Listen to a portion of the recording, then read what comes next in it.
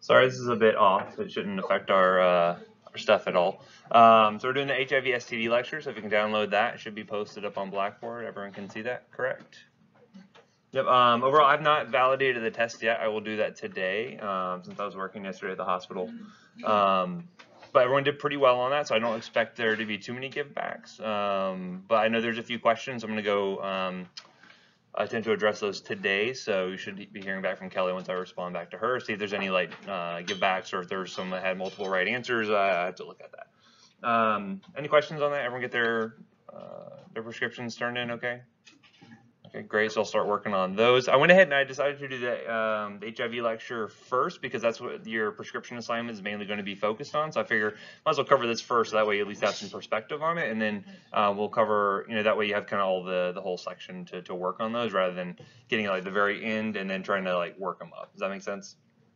Hopefully it'll be a little bit better for you guys, and then we'll move on to like the tox stuff, surgery stuff, and I think we can do like nephrology or something like that. So it should be should all work out. Anywho, so any questions before I start off? All right, have you guys started ID yet? Okay, so this will be a good background for you when you get to that. We'll cover most of the basics of treatment, which is good because HIV is, as far as management goes, like 90% drugs, right?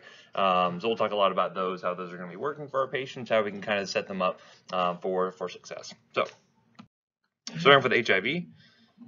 You ever hear of anyone in the hospital talk about high five? That is usually a kind of a discrete means of talking about a patient having HIV without trying to because when you're like in a busy ER, like usually there's not a whole lot of, there may be a curtain between patients is the most amount of privacy you get. So sound is very important. So again, sometimes you may hear that, but this is what we're starting with. Anyway, so our two main viruses we're going to be talking about. So HIV 1 and 2.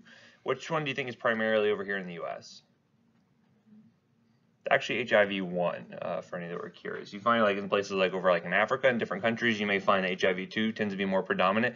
That does become important when you're talking about certain drugs are going to have better activity against 1 versus 2.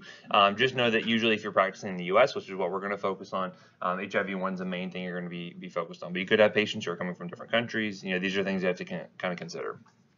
Now, it's a retrovirus. What does that mean? It's like hipsters are only into it. The hipster disease. Okay, we'll talk about that in a second. It's not like from the 50s or something, but no, it's going to be something that's going to be able to kind of encode itself, take its RNA, make DNA from that, and then kind of incorporate it into our DNA, right? Because again, the main problem here is that we're kind of HIV is converting our cells to start producing the proteins for it, and that's why it's so kind of dangerous, because it's eventually going to lead to kind of overwhelming destruction of the immune system overall, right? Because one of the main problems with more kind of progressive HIV is what?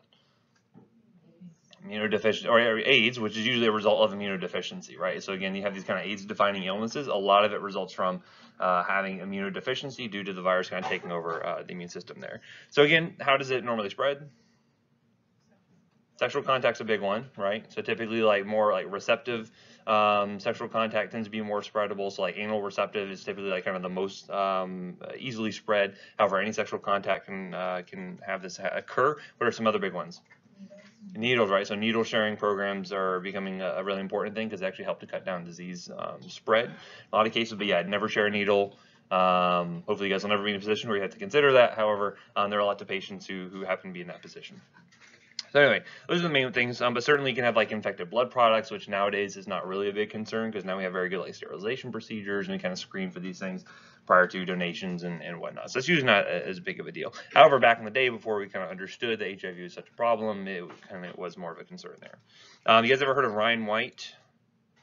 It's a program here in Florida where basically it helps to provide HIV care for patients. And Ryan White actually was a patient who developed it due to a blood transfusion, not necessarily any kind of behavior of his own. So again, it could be a possible way there.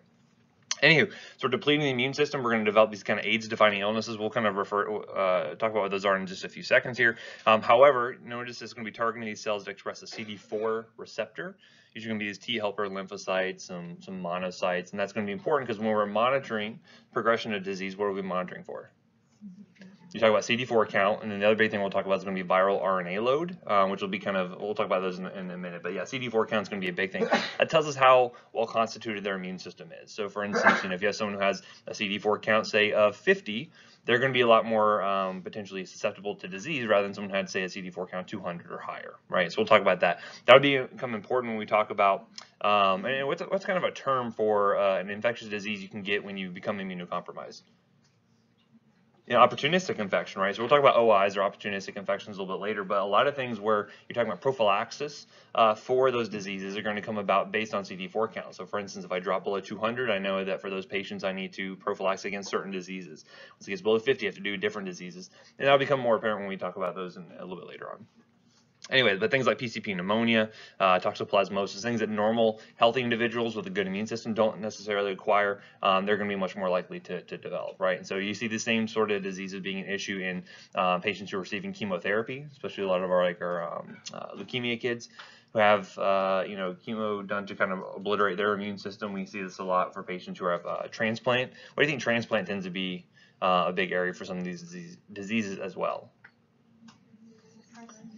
We have to suppress their immune system, right? Because we transplant in a solid organ or something, like you have to prevent the body from reacting to that and from trying to reject it. So again, we have to put them in an immunocompromised state on purpose in order to make sure their transplant takes. So again, those patients could be also at risk as well. But mainstay of treatment here is going to be pharmacotherapy. And so if you ever hear heart therapy, that's not meaning meds for your heart, but it's going to be highly active antiretroviral therapy. So when you hear heart therapy for HIV or AIDS, this is what we're referring to. So this is a good, helpful diagram you can kind of go back to look at the life cycle for the HIV virus. We'll talk more about these steps in detail, but this is a good thing where you can look to see where your different drugs are going to be working at. So has anyone ever heard anything about HIV therapy or heart therapy? What do you know about it? Is it pretty easy? You can take just one pill a day usually. No, typically you hear about these being very complicated regimens. They're taking multiple pills a day, and the reason for that is because you have to use multiple mechanisms of action. There has to be some synergy here because there's lots of different places we can basically intervene and try to stop this replication cycle here. We'll talk about these more in detail, but just know we're going to have things that, drugs that work on specific enzymes, and that's how we're going to define them as being, what their categories are, is what their mechanism of action is, based on enzyme activity or things like that. So we'll look at more of those in detail, but kind of come back to this and link back those drugs to where they're actually working in this kind of life cycle. So, looking at the virus itself, once it kind of enters the body, it's going to have a big affinity for those CD4 receptors. That's why it targets those immune cells specifically. So once they express that, once the virus kind of picks up, hey, this is a suitable cell, it will then try to enter the cell at that point. Now, there's going to be some other co-receptors that are going to be useful here to try and for the virus to kind of link onto that cell to try to become encapsulated by it. And so these are going to be things like CCR5 co-receptors. So if you have that, if you express that on your cells and the virus is able to kind of latch onto that, it says, hey, I'm more likely to go into this cell, more likely to get in there. That'll become important because we actually have certain drugs that work on that, and you're only going to be effective if you're actually expressing that receptor, if you actually have that available. If not, the virus doesn't really care at that point. We'll talk about that later. But basically, once it's bound, then the membrane will cause fusion to occur. So fusion will be another step of the process where we can see some drugs interacting here, and it's going to internalize the virus. Once the virus is in, it will unencapsulate itself, and then you're going to have this single-stranded RNA, right? So it just has a single-strand RNA, and we're going to have the enzyme, reverse transcriptase, which is why it's a retrovirus, is going to come along and then form a complementary strand of DNA, right? So single strand of RNA, reverse transcriptase comes along and then forms DNA. This is going to be a big spot where a lot of our drugs are going to be working, because we'll talk about reverse transcriptase inhibitors, different ways we can affect that, but those are going to be one of the big mainstays of therapy there. So remember that. And then you're going to notice here that RNA polymerase, reverse transcriptase here is going to be a very, very kind of inefficient sort of enzyme, and that means that it's not very good at its job. It forms a lot of errors when it's copying this, right? And so what do you think the benefit to the virus is of it causing a lot of errors when this occurs? Mutations, right? So it's constantly mutating, which means you're going to be constantly finding that the virus is changing, which is why it's so difficult to get good, stable treatment. That you can, I can't just start someone on one drug today and it'd be good forever, because of that reverse transcriptase is so sloppy. It's going to end up making a lot of changes. The virus mutates at a very fast rate, which is why it's so difficult to treat, right? So that's one of the big things we're going to run into with that. So once you have reverse transcriptase and forms a double strand of DNA, you're going to find that, again, this is where you see a lot of mutations occur here, but that DNA is going to migrate into the nucleus of your cells, right, so the CD4 cells, and then at that point the enzyme integrase is going to work on it, and that'll actually incorporate it into our DNA at that point. So now it's forcing our body to do the virus's work for it, and so then you start to produce new viral RNA and proteins. Usually you're going to have kind of one long stream of proteins there, and the virus isn't really active yet. However, you're going to have the enzyme called protease. It's going to come along and start to chop that up into kind of more functional pieces, right? So if I have something that inhibits protease, like a protease inhibitor, you're going to find the virus is going to be kind of stopped at that last step there. And so we're going to find that's another big group of drugs we're going to be talking about, okay? And then it's wash, rinse, and repeat, and send out more virus and go infect more cells. And eventually, if you don't treat those patients, they're going to develop a kind of an overwhelming immunocompromisation. And what usually kills them? Infection, yeah. Normally they're going to die from infection more so than just the virus itself, right? Good. So there's kind of three main phases of disease. You'll kind of get more of this probably in CMS when you talk about the different time frames here. But usually what you're going to find is there's kind of an acute phase where you're going to have kind of an acute kind of inflammatory syndrome here. You can see this occur. And again, a lot of times people don't think that, hey, this is HIV. You know, they think, hey, man, just had the flu or something. And there's normally going to enter into a latent period where kind of the virus is replicating, kind of doing its thing, but you're not really going to see a big hit on the immune system just yet. And so again, this is a good time to start treatment, right? So again, you want to do it when the immune system is still good. And one of the things we'll see is one of the questions for a long time is when do you start treatment? Because again, how long have we been dealing with HIV? Like 30 some odd years, right? Because like the 80s was when it really kind of started making kind of its debut essentially. And so we're going to see there's a lot of questions like, when should you start therapy? Should we start at the beginning? Should you wait until there's some degree of immunocompromisation? And nowadays we're going to find you want to start as soon as possible. So recognition is one of the earliest things you want to focus on, because if you can recognize it and start treatment early, you're going to be able to save that immune system as long as you can, right? So this is going to be one of the big things we'll talk about later on. They kind of enter into a kind of more chronic phase where they're kind of in a more maintenance state where you're trying to preserve that immune system, trying to suppress viral replication. And eventually, on a long enough timeline, these patients will develop AIDS basically, where it's going to be one of these AIDS-defining illnesses that they will develop, something like PCP pneumonia or Kaposi sarcoma or things like that. We'll talk more about those a little bit later. Okay. So again, main monitoring we're shooting for here is going to be our CD4 cell count and then our viral load. Okay. So what do you think CD4 cell count is telling us? How good the immune system still is, right? So again, if I have a CD4 count, and you see some of these patients, I remember I had this preceptor, it was like a surgical ICU rotation, and we had this guy who, is a trauma patient who come in, but he had pretty not well treated HIV, definitely developed into AIDS, and his CD4 count was 2. My preceptor was like, where did you find 2 CD4 cells? Like, they're in his big toe, like where the heck are these things at? But you can get very, very progressive where you have like actually 0 count basically, and so those are very difficult patients because again, when you're in trauma, you have a lot of exposure to things like things on the ground and lots of different microbes, and if they have no immune system, it's gonna be very difficult to treat those infections. But CD4 count tells you the extent of how good the immune system's working, and then viral load does what? So higher viral load is good or bad? Bad, because that shows that the virus is actively replicating. You're not doing a very good job of suppressing it. So typically we want to have a high CD4 cell count and want an undetectable viral load. If you can detect it, you're not really doing your job and you need to figure out what's going on to try to fix that therapy there, right? Because again, a lot of times when you're looking at heart therapy for these patients, it's not necessarily that the patient that the drugs aren't working, but what's kind of the more common issue we run into? Yeah, the patient's not taking it properly, right? So compliance is going to be a super huge issue here. Education is going to be kind of paramount. There are whole clinics that are dedicated just to HIV patients, and they'll have pharmacists and doctors and mid-level practitioners on staff who are just dedicated just to educating these patients to make sure they're going to take it. Because in a lot of cases, if they're not going to take it appropriately, and that, what's the point of even treating them? Because what's the problem you run into by treating these viruses? More resistance, right? And so again, when they have that resistant strain, what happens if they pass it on to someone else? Guess what? Now they have more likely to have a more resistant strain at the baseline, and that can be problematic, right? So again, compliance is going to be huge with these patients. So our treatment goals, obviously morbidity and mortality, we like to improve that, increase their quality of life. And nowadays what you're finding is that, early stages of HIV management, back in the 80s, how many of those patients do you think are still alive nowadays? Not very many, if any, and so that's kind of kind of a testament to how good our treatment has gotten since, and we've had an explosion of new drugs that we can use to treat this. But now we're focusing more on kind of long-term morbidity and mortality. So instead of these patients dying from a PCP pneumonia, now they're living long enough to develop things like diabetes and heart disease, etc., which will be important when we talk about some of the medications and how that can affect them. Anyway, so then we want to preserve their immune function, try to prevent transmission if ever possible. And then again, by doing this, we're going to do this best by having really good suppression of that HIV replication. So always the goal is going to have undetectable viral load. Okay, so typically our kind of a general approach is that we're going to see that we want to be looking at that CD4 count, make sure we're keeping that as high as possible, make sure that's, make sure you have a very well constituted immune system. And by using heart therapy, you can try to get their RNA levels down to be undetectable. So you're going to have very few virus particles that can go along and cause damage to those immune cells there. So what we're going to see is you need to shoot for at least 3 different agents. So again, heart therapy is always going to include at least 3 drugs, if not more drugs. We'll talk about what those choices are going to be.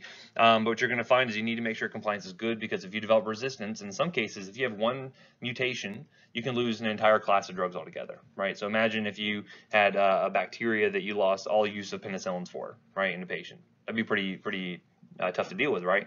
So again, same thing here. So you want to make sure you kind of retain efficacy of these drugs as long as you can by making sure they're taking it appropriately. And we'll talk about resistance testing a little bit later. Okay, so the question is, when do you start treatment? So as I kind of already alluded to, earlier is going to be better for these patients. And you'll find that the HIV/AIDS guidelines will change pretty frequently because, again, it's still a rapid area of research, and we're doing new studies all the time. Anyone know where you find kind of the best information for?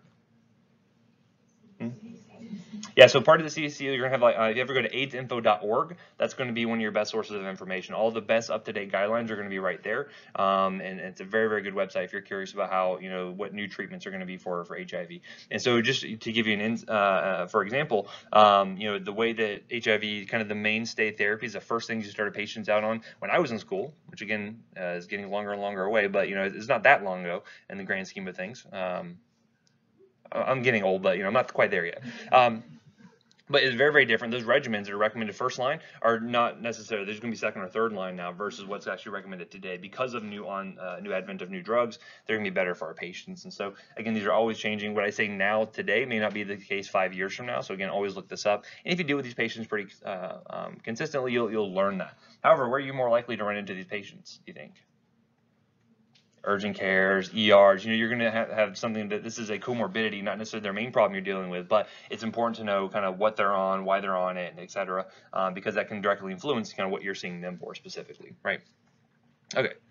So again, we want to reduce transmission, and fewer AIDS events is always going to be good. And so again, by starting earlier, you're going to be able to do that more effectively. So again, used to be we'd treat, HIV when their CD4 count got down like 200. Sometimes we do it when it got down to 50.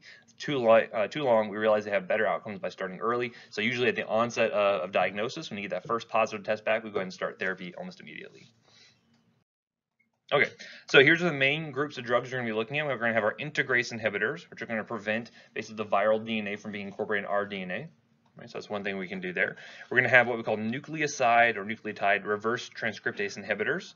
So you're going to see NRTIs usually. And so again, these are going to be one of our mainstays of therapy here. We're going to have that reverse transcriptase being prevented from ever kind of working on that viral RNA in the first place. Then we're going to have non-nucleoside reverse transcriptase inhibitors, or NNRTIs. And you're going to find that people who are into HIV, they love their acronyms. All the drugs are going to have like a ton of really kind of asinine sort of acronyms. I think they're asinine because, again, I see a lot of drug errors related to this. But we'll look at those. Just know, I'm not going to quiz you specifically on what the acronyms are going to be for these drugs. Just know that I'm kind of putting there just for your reference. I'm going to specifically focus on generic and brand names. That's always going to be safest for our patients. Anyway, so then we're going to have our protease inhibitors, which will be your PIs, and then we'll have entry/fusion inhibitors that actually prevent HIV from getting in the cell in the first place. And then we're going to have some co-receptor inhibitors, and that's going to be preventing basically HIV from kind of globbing onto those extra kind of receptors that, in addition to CD4, those extra receptors that make it easier for HIV to kind of get into that cell. Those are the main classes. And again, we're always going to start with at least how many drugs? 3 drugs, always to start with. Okay. So the first ones we'll talk about are going to be our nucleoside reverse transcriptase inhibitors. And so these are our NRTIs, and these are going to be the cornerstone of any regimen. And you're going to use at least 2 of these for any heart regimen, okay? So you're going to use any combination of these 2.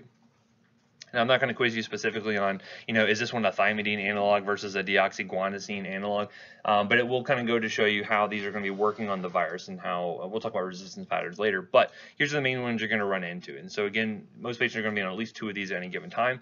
So we're going to have things like stabudine, we're going to have zidovudine or AZT. So again, notice here all these fun, could you get reasonably lamivudine into 3-TC?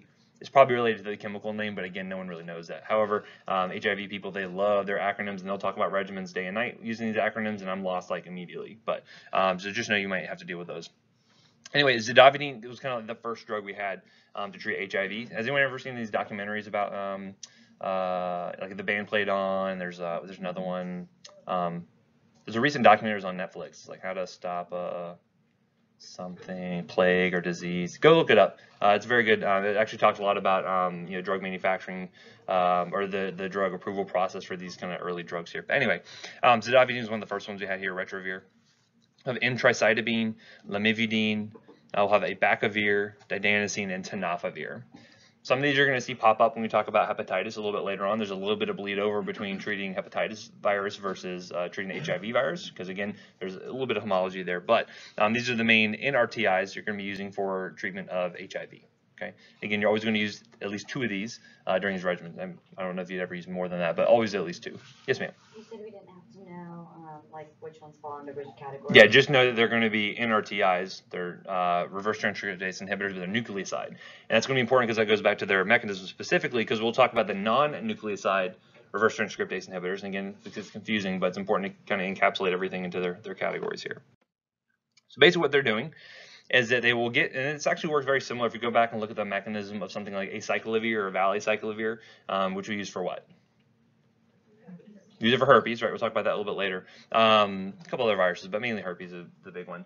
You're going to find that these work very similar to that. And so essentially what they're going to have happen is that the drugs are going to get phosphorylation, right? They're going to get turned over to their triphosphate form. And this is kind of the similar process you would see with any kind of nucleotide before it got incorporated into DNA, right? And so basically it's going to kind of compete with the kind of the natural nucleotides before they get incorporated into DNA. And so you can kind of see how it's kind of a stopper here where it kind of gets globbed on right there to that DNA. And then it's a chain terminator. Basically, you can't attach anything further onto that. So we saw some, acyclovir is a good example of that did that to the viral DNA, like with the herpes. Where else did we see this similar mechanism? What other thing where we wanted to stop DNA replication? Yeah, cancer drugs, right? Remember we saw things like, trying to think of a good one. I use these all the time. Cytarabines. Cytarabines are very good. Arac. They got incorporated into that DNA, and then it acts as a chain terminator. You could not add anything onto that at that point. And again, once it kind of stops producing that DNA, it can't produce new virus right at that point. So that is the main mechanism you're going to see here. We're going to see that the NNRTIs are going to work on a non-DNA sort of site here in just a second. But again, this picture is kind of handy to help you realize how these drugs are working specifically. So it works as a chain terminator, essentially.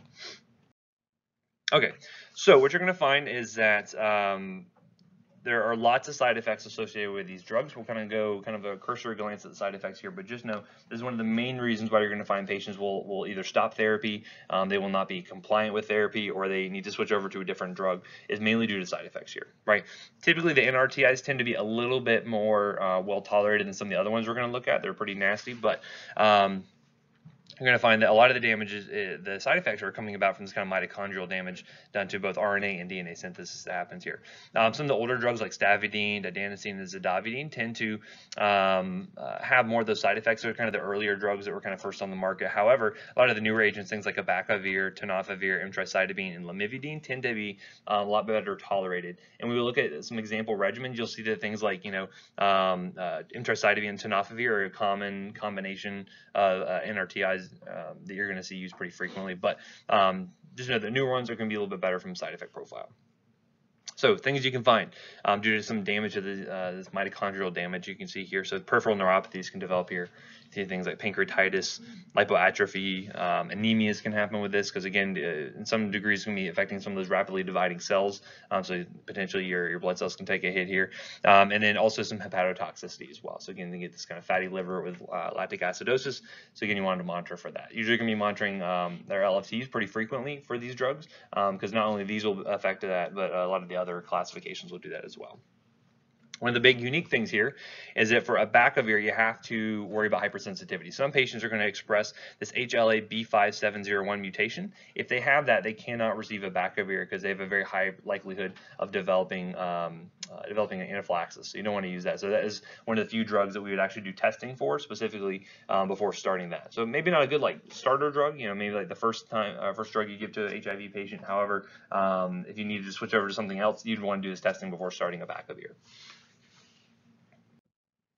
Okay, up next we have our NNRTIs, or non-nucleoside reverse transcriptase inhibitors. Again, it took me forever. I took a whole elective on this before I graduated pharm school, and I was still getting NRTIs and NNRTIs confused for a good long time. So again, it's just good to have repetition, and flashcards can always be super useful for things like this. But basically what these are going to be doing is they will actually cause kind of a conformational change of the actual reverse transcriptase enzyme. So instead of it being normally able to interact with that viral RNA to produce new DNA, it's going to kind of change that conformation. Now this interaction cannot occur here.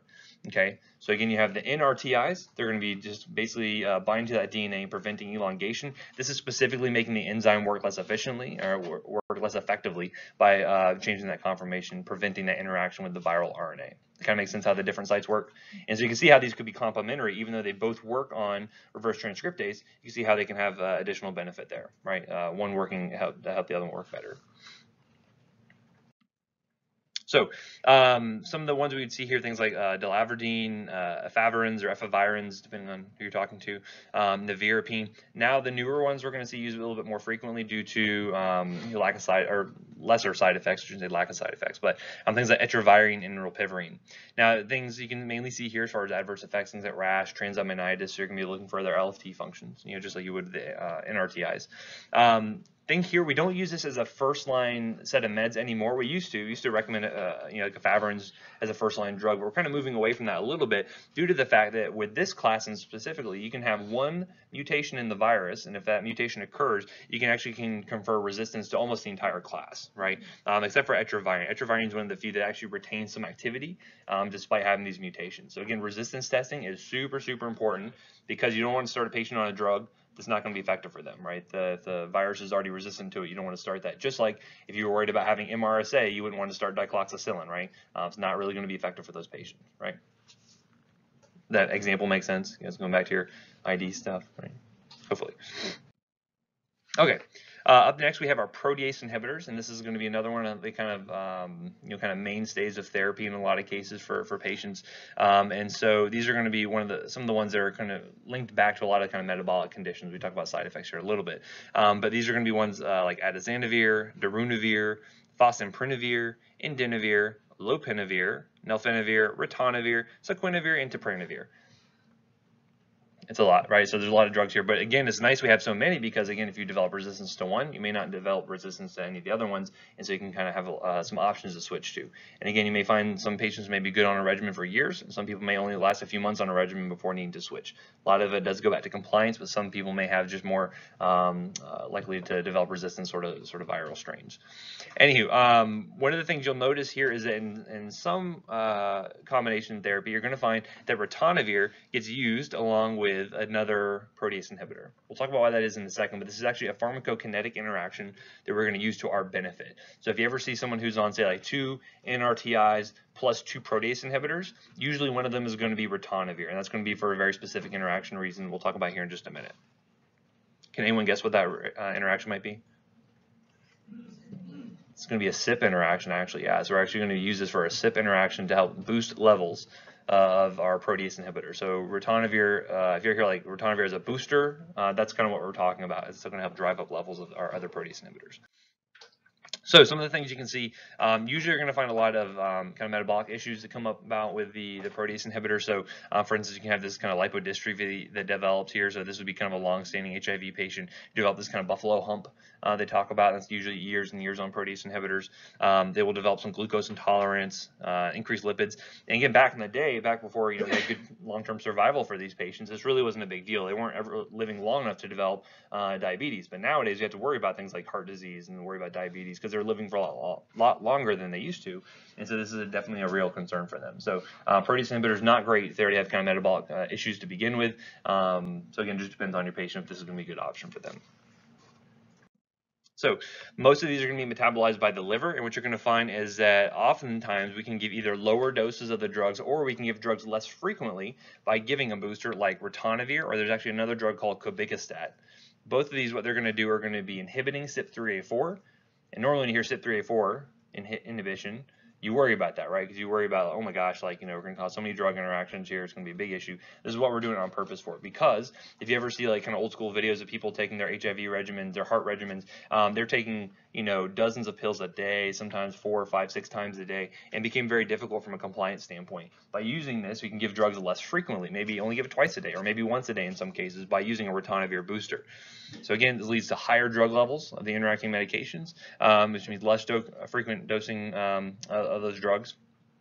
However, you have to look at other interactions. So for instance, if I give someone a protease inhibitor, say I start them on like darunavir, and all of a sudden I notice their LDL is starting to climb, what might I start in response to that? Might I start a statin, right? And we remember that statins are a big deal because a lot of them are CYP3A4, metabolized by CYP3A4. So for instance, if I had someone like that, I would not want to start simvastatin, because I know that would again boost my levels of simvastatin, to lead to what?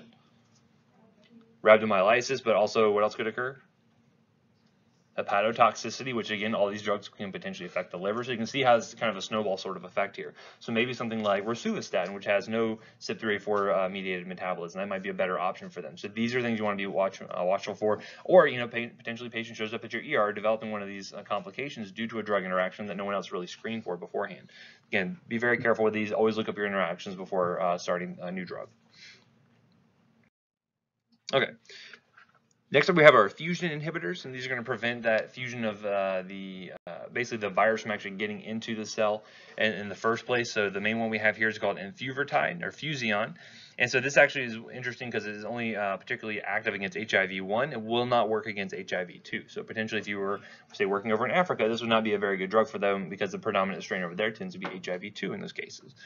Now this one is a little bit different because it's going to be this kind of amino acid peptide that we're going to be actually injecting into our patients, because we know that oral proteins don't do very well, right? It gets kind of chewed up by the GI tract. And all the other drugs we've talked about so far have been oral options, right? And most of those are all available oral only. So that does have to be injected. And again, you worry about, what do you worry about when a patient's injecting themselves potentially? Maybe they're not like taking care of the site very well. It could get infected, right? And these patients may already have issues where they're more likely to get infected, right? So again, you could potentially see like, cellulitis or an abscess develop from this, from not properly, say, cleaning their area like they should. But again, you would normally find injection site reactions being more common here. Again, make sure they would kind of rotate sites a little bit, otherwise they can develop these kind of nodules and whatnot. So again, that's kind of one big difference here. Is one injectable product we're gonna have available for these patients. Next we have Maraviroc, or Cellzentry. This is going to be a CCR5 antagonist. So this is another drug out of this group that you would actually have to do testing for before actually starting here. And so this actually is interesting because it doesn't work necessarily on the HIV virus itself, but actually will block our CCR5, that glycoprotein that's on the cell surface, and actually help to block that to prevent the HIV from actually interacting with it. Okay, so if the HIV expresses that co-receptor on its surface and it can interact with our cells, then this would be a good drug. This actually can kind of prevent entry of the virus into the cell potentially. However, if the virus is mutated to where it doesn't really need CCR5 anymore, then it's not really going to be effective. So that's one of those things where you have to do testing on it beforehand. Otherwise, it's not going to be very effective, and you lose, you kind of waste a bunch of money, right? Again, pretty well tolerated rash, hepatotoxicity, so LFTs are critical to monitor at baseline and at follow-up.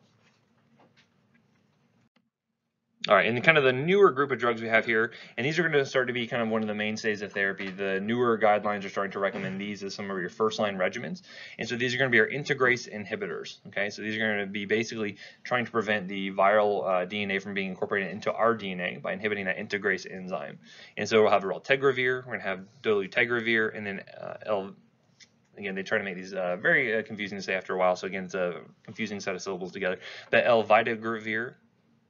That sounds right. And again, you just say Viteca. So usually the brand is a little bit easier to say in this case. Anyway, this one is interesting because it's actually co-formulated with that cobikistat, which again is another one where it can utilize that 3A4 inhibition to try to boost levels of that. So again, it's another interaction you may see there. So again, ritonavir, cobikistat are your two boosters. That's why you'd add those to those regimens. And so again, very well tolerated. So this is why these are starting to be used as kind of first-line regimens for a new diagnosis, is because they're so well tolerated. They don't really see a ton of like metabolic issues that you run into, like with the protease inhibitors. You know, some rash, nausea, headache. Really, that's kind of the biggest issues you're going to run into, which is nice from that standpoint. So again, talking about drug interactions, those are the main classes of drugs, and we'll talk about how to use those in a minute here. But you know, again, some of them are going to be on purpose as far as drug interactions go, where we're going to be using those to boost our levels of other drugs. That way we can dose it less frequently, which is nice. But most of the interactions are going to be through CYP3A4. So for instance, you know, efavirenz, etravirine, nevirapine, which are NNRTIs, those actually induce 3A4. That could actually lead to lower levels of some interaction drugs potentially. So you would not want to screen for that. Most of the protease inhibitors are going to have some degree of CYP3A4 inhibition. And this could be also important when we're thinking about other disease states they may have. Because again, what's one potential opportunistic infection these patients may develop? Talk about like PCP pneumonia, but another thing, you may have like a latent infection, not even know about it, which could activate TB, right? So again, TB testing is important for these patients because that could activate. Well, rifampin, you remember what rifampin did to 3A4? Absolutely right. It's a CYP3A4 inducer, right? Remember, so it can actually drive down levels of potential interacting medications there. So again, you got to be careful, because if I started, you know, patient on say lopinavir and ritonavir, I'm trying to boost up levels of lopinavir with ritonavir, and then I started them on rifampin for a TB regimen. Guess what? That's going to be bad interaction, because it's going to start to drop levels of my lopinavir. You kind of have two competing interactions going on there. So you have to be careful of that. Make sure you're kind of looking these things up before starting new drugs. And then looking at food-drug interactions, some of these require acidic environments. So again, just make sure you're looking this up. Say, okay, these ones you take with meals, these ones you want to take on an empty stomach. I'm not going to have you memorize those at this point, but just know, when in doubt, look it up. Look at the guidelines. They have very good recommendations on all of this stuff to try to make it very easy for you guys who may not be HIV experts to work with these patients. Okay. Okay, so as I mentioned, treatment is a evolving process. There's always new recommendations coming out, always being made up, and so it's always important to make sure you look at the current guidelines. Remember, AIDSinfo.org is going to be one of the best places. I can't remember specifically through CDC or NIH, but it's one of the two. NIH. Okay, yeah, so you can go there. But AIDSinfo is going to be one of the best places to get sources there. So what we do know is you want to start a minimum of 3 drugs. 2 of those are going to be NRTIs. And then you can add on a drug from a different category. So basically, you would normally add on either a protease inhibitor, an NNRTI, which is, those are traditionally the 2 routes we normally went. So you'd have 2 NRTIs plus an NNRTI or plus a PI. Nowadays, what we're actually starting to recommend more frequently for a kind of initial diagnosis is going to be an integrase inhibitor as the backbone of that regimen. So, for example, regimens, and these are straight out of the guidelines, they would recommend something like raltegravir plus tenofovir and intricytidine. Or they'll do a protease inhibitor, which may be like darunavir boosted by ritonavir. So now we're getting into 4 drugs plus 2 NRTIs. Okay, so again, you need to make sure you have that good backbone regimen of NRTIs, and then you have the complementary drug of a different mechanism. So that may be a question that comes up on the test. I'll say, hey, which one of these looks like it would be a valid regimen for a new diagnosis HIV patient, right? So I may have one that has like 3 NRTIs, and you say, no, that would not be correct because I need only 2. Or I might have, say, 2 protease inhibitors that are not like, you know, interactions, you know, something other than ritonavir. That would also not be appropriate. Or I could have like an NNRTI, a PI, and an integrase inhibitor, and say, no, that wouldn't work either because I need to have 2 NRTIs. That makes sense? So you can be able to recognize these drugs as what category they fit into, and with these regimens make sense is important there. So these are the 3 main sort of kind of complementary mechanisms you're going to be looking for. You may find some patients, as they get more progressive, potentially, that's when you add on things like a fusion inhibitor or something like, you know, CCR5 Antagonist. But these are the 3 main kind of strategies you're going to be going with. Most often, it's going to be Integrase inhibitor plus 2 NRTIs, or potentially a PI plus 2 NRTIs, and this is usually less likely to be used due to resistance issues, an NNRTI plus 2 NRTIs. Make sense? Again, a lot of it's alphabet soup in some cases, but just needs repetition and practice. As they start progressing, do you try to maintain them on and just switch out that period, or do you just keep adding? That's a very good question. We'll talk about that in resistance testing in just a moment. So thank you for that segue, because I think that's what I'm talking next. I will in a second there, so I will answer your question in a moment. Anyway, so adherence, so variable adherence is super, super common. It's gotten better nowadays because nowadays, you know, a new start patient could potentially just be on 1 pill a day, right? There's a new drug that's a combination pill that is very convenient for you know, a new start HIV patient. Because imagine getting a new diagnosis and they're like, okay, you're going to be taking these 15 pills a day at 3 different times. Like, how likely do you think you'd be to have good success with that? right? Who can remember to take a multivitamin every single day? I can barely do it, right? So again, this is one of the things where compliance is going to be super important. You know, make sure you're educating them appropriately there. And remember, lots of reasons for poor adherence, you know, psychiatric illness, which may be concurrent with HIV, substance abuse issues, you know, so again, if they got this by sharing needles, chances are they could be addicted to these medications, and are they likely to stop those? No, you know, you can't just kick heroin habits that easy, you know, adverse effects due to the medications can be a reason why they might not be adherent, and then potentially unstable social circumstances. In a lot of cases, it's to, you know, our benefit to prevent spread of HIV, to keep people from becoming sick. And so there are a lot of services that are out there to help these patients. However, again, if they're not seeking them out or they're not being compliant with it, then again, it's going to be kind of for naught. So whenever possible, use combination therapies. If you can get multiple drugs into one pill, that's always going to be beneficial. And this helps to limit the total pill burden we talk about, which is how many pills they're having to take a day, essentially. Also, it can help to limit food restrictions and things like that. So again, if you're having to take these pills when on an empty stomach, but these ones are on a full stomach, and you know, it's just going to be very confusing. So always use combination drugs whenever you can. So for example, a good combination here would be efavirenz plus intricidine plus tenofovir, called a tripla. Again, that's one of the good ones that you could potentially start a patient on, and they're only taking, say, 1 or 2 pills a day, which is very beneficial. Here's one called elvidogravir, cobicostat, imtricidine, and tenofovir. So a 4-drug regimen. But again, what are we using cobicostat for? It's going to boost up our integrase inhibitor. And so we have Genvoya, which can be used there. Or we have a Complera, which is intricidine plus rilpivirine plus tenofovir. So again, this would be another 2 NNRTI plus an NNRTI regimen there. So again, combination pills are always going to be better for a compliance standpoint. So the question is resistance. So you always want to go ahead and start your patient off on one of those kind of preferred regimens to begin with, right? But again, any subsequent drugs you start them on is going to be dictated by resistance testing. Very similar to what we do if you have a bacterial infection. We start you off on empiric therapy, and then once we get resistance back, we get cultures and sensitivities, and then we change the regimen based on that, right? This is no different. We do the same thing here. Usually the time frame, though, is going to be on a much larger scale, typically. There are 2 main types of testing you can do for HIV. There's called phenotypic testing, and there's going to be genotypic testing. Okay, so what we're going to find is that phenotypic testing is going to be a little bit closer to what you would expect to see with typical like bacterial culture and sensitivity. So normally when you culture out a bacteria, how do you check to see if a drug is resistant or susceptible?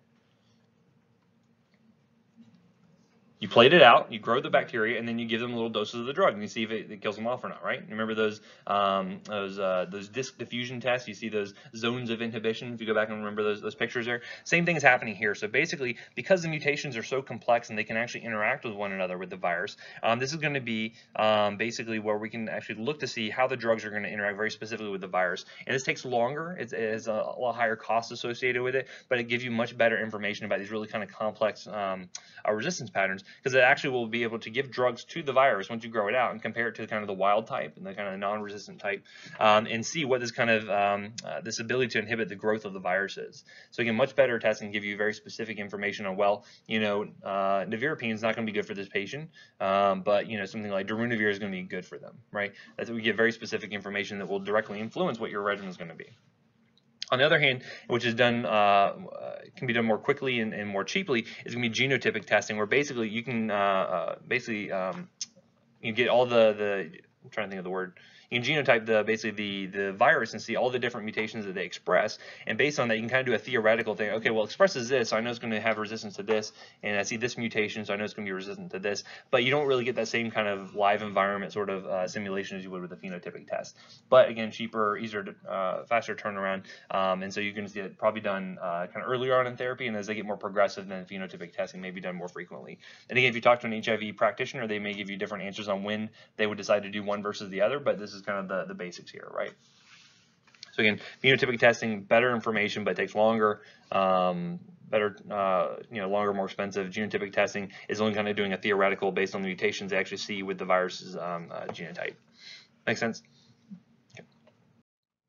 So, and typically, back to your question, typically you would say, okay, well, I'm going to start a patient out on one of the initial empiric regimens based on the guidelines, and then based on their CD4 count, based on their viral load. So again, if I'm seeing their viral load is staying detectable, then at that point I need to say, okay, well, I know it's not really being adequately suppressed, so I'm going to go ahead and switch them out to a different regimen. Usually you keep them on a 3-drug regimen, and then you just kind of switch out which ones you're going to use based on resistance testing. So again, if I can keep the 2 NRTIs because they're still susceptible, but switch out maybe an NNRTI to a PI based on resistance testing, then that could be a valid regimen for that patient. And then you would go and test their viral RNA load after a few months, see where they're at, and then you can either decide to stick with that or move on to something else, right? Again, when you're going to add on specifically, add on like a CCR5 antagonist or add on something like a fusion inhibitor, that's going to be kind of later stages, and again, we're going to be kind of outside of our scope. It's good to know what the initial regimens are going to be and kind of know what the testing, the different types are going to be there. Anywho, HIV and pregnancy. So this is a big thing we worry about. We worry about spread of HIV to the fetus potentially, and again, they're going to be pretty well exposed because then they're getting all that blood flow from mom. Typically, you're going to treat them as a non-pregnant patient typically, because again, you want to make sure that the mom stays healthy, because if you lose mom, you lose the baby as well. So you typically treat them as a non-pregnant patient, because if we can keep good viral suppression, that's going to help to prevent spread potentially to the fetus. Okay, so you typically want their viral load undetectable, just like you would any other patient. One drug you do want to watch out for is going to be efavirenz, because that actually can cause neural tube defects. Not something you typically want to do for a growing fetus, right? So this one would be one you want to avoid. So if you had a patient who knew, say, maybe wanted to get pregnant and happened to be on efavirenz, you want to switch them off to something else, right? So usually what you're going to find, and this will be important for your prescription assignment, but zidovudine is most often recommended for intrapartum use to prevent transmission over to the fetus. And so in some cases, when you look up the dosing recommendations, you'll see that you can actually use this as a single drug for the infant. So that way, as long as mom has good suppression throughout pregnancy and the baby's born, you can give them zidovudine alone. That usually is enough to prevent transmission or kind of prevent that infection from kind of establishing itself. Versus if maybe mom was not well treated, she had a very high viral load and CD4 count was not very good, you may start the fetus on a 3-drug regimen. So again, it all depends on how the patient, how the mom was in her prenatal care, and then kind of what happens with the fetus itself. So and then typically you avoid breastfeeding whenever possible, switch them over to formula or something, so that way they're not being exposed to drug and potential virus, right? Okay, so the question you guys may run into more frequently though is going to be chemoprophylaxis, which basically is what? Post-exposure prophylaxis, right? So PEP is be another term for that. This is basically where we're going to be giving drugs in order to help prevent infections from occurring. So when might this occur? Needle sticks is a big one, right? But it could be any type of potential exposure. Imagine if you had, say, blood, aerosolizing, potential icon. Any mucous membrane could potentially be a source for transmission there, so you got to be careful, not just thinking needle sticks itself. Always helpful, if with the patient, if you still have them around, are they HIV positive or not? Again, you may not know. Sometimes patients may not be still accessible to you, so that can be an issue. If you don't have them available, if you have no way to determine if they have HIV or not, guess what? Worst case scenario, right? Because again, I'd rather prevent a new case of HIV and deal with the side effects of drugs rather than potentially have that develop there. So again, start as early as possible, within 1 to 2 hours if you can. And then usually what we're going to do is a combination of tenofovir and emtricitabine, which is what type of drugs? Those would be NNRTIs, right? Those nucleoside reverse transcriptase inhibitors, and then we'll do something like raltegravir, which is, remember back to being an integrase inhibitor, right? So you can start them on this 3-drug regimen and do that for 4 weeks. So that way, if there was any transmission of virus, you go ahead and prevent them from establishing any kind of hold, prevent any of their CD4 cells from actually starting to produce that viral DNA itself. So again, that can be very useful to prevent infection. In some cases, you may find that patients may require pre-exposure prophylaxis, right? So again, someone who may be at high risk for contact with HIV due to either social circumstances or potential, work uses and things like that. But so again, you can do things like daily tenofovir and emtricitabine. Truvada is another is a brand name for that combination pill there. So potentially, if you have say a patient who's non-HIV positive and they're in a high risk situation like men who have sex with men, you have a lot of transmission there. That typically is the easiest transmission of HIV in a lot of cases.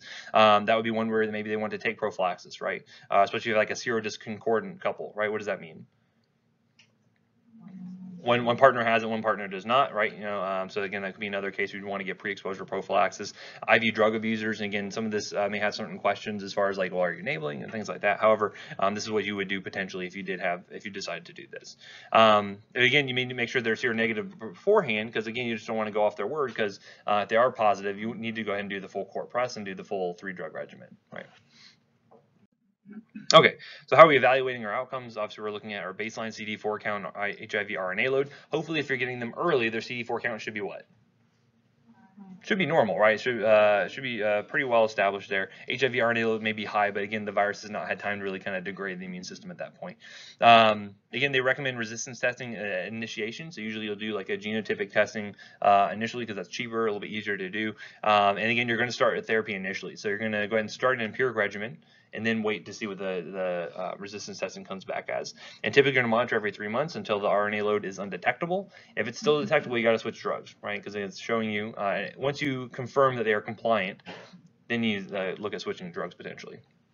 So again, other reasons you might want to change regimen if they have intolerable side effects, so again, some of these can cause really nasty like diarrhea and all kinds of other things that may be kind of intolerable for the patient. That may be one reason. They still have treatment failure, so if their RNA load is still greater than 200 units or copies per ml, that would be one you consider to be treatment failure, or if they have documented resistance. So if I started them on something like emtricitabine, tenofovir, and say Kaletra, which is ropinavir and ritonavir, if they came back and they were resistant to lopinavir, well then I need to go ahead and switch that regimen out. Not necessarily due to the side effects or anything, but because I showed documented resistance. Just like if I started a patient on penicillin and it comes back penicillin resistant, I gotta switch them over to something else. Okay. So any questions on that so far? Yes, ma'am. Can you switch out all 3 drugs? No, you'd only switch out the drug that's showing resistance to. So again, if you want to keep these drugs active as long as you can. So for instance, if they came back and they're only resistant to one of the agents, I can just switch out that one and keep the other 2, right? Because again, it's based off the testing that you're doing. Still shows susceptibility, I can still go with it, right? Just like if you had you're doing like a 2-drug regimen for Pseudomonas, and you're using, say, Levaquin and Cefepime, and it came back and was resistant to Cefepime, but Levaquin was still susceptible. I can just go ahead and keep the Levaquin and switch out to something like, Zosyn or something, right? Okay, any other questions? All right, let's take a 10-minute break. We'll come back and start talking about opportunistic infections. All right, any questions from the first half? All right, so opportunistic infections are another very important piece of the puzzle when you're looking at managing patients with HIV, especially as they're getting more and more progressive. Maybe they're not compliant with therapy. Maybe their CD4 count is starting to drop down. You have to start worrying about these opportunistic infections again, which are normal things in the environment that a normal, healthy, well-constituted immune system can fight off relatively easily. However, these patients are going to be more susceptible to that. You can have reactivation of latent infections as well, so things like TB or TB testing is always very important as well. So again, looking at something like the CD4 cell count here on your y-axis here, and then the kind of time after onset of HIV infection, certainly as it starts to drop, say, like below 400, you're going to start to see things like bacterial skin infections may be more likely. More likely to be at risk for things like varicella. These are things like vaccines can be very important as well to make sure you're keeping up to date on that. If you go back to the CDC recommendations for vaccines, you'll also find that HIV patients are going to be one of those special populations you'll have different recommendations for. But as they get lower, notice you have things like oral candidiasis, so fungal infections are another big thing you have to worry about. So potentially when we see these patients who come in, I mentioned like the ICU sort of setting, we have a trauma patient who comes in and they develop kind of secondary infections. You give them antibiotics and nothing seems to be working. The next thing you have to kind of consider are things like mycoplasma, or you have to think about fungal infections, right? So again, you have to think about things like fluconazole and other type of antifungals to start for those patients. But oral candidiasis can be one of the more common sort of manifestations of that. And then you have to start worrying about things like pneumocystis jirovecii pneumonia or PCP pneumonia, depending on which name you're going with.